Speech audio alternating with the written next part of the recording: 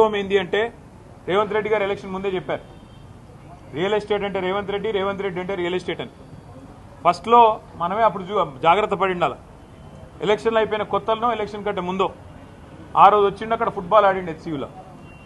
హెచ్సియూకి వచ్చిండు ఫుట్బాల్ ఆడిండు అప్పుడే కన్ను పడ్డది భూముల మీద ఇప్పుడు పిల్లల్ని ఫుట్బాల్ ఆడుతూ ఉన్నాడు లెక్క చేయట్లేదు నా డబ్బుల కోసం మా కమిషన్ల కోసం ఏదైనా సరే పిల్లలు చచ్చినా సరే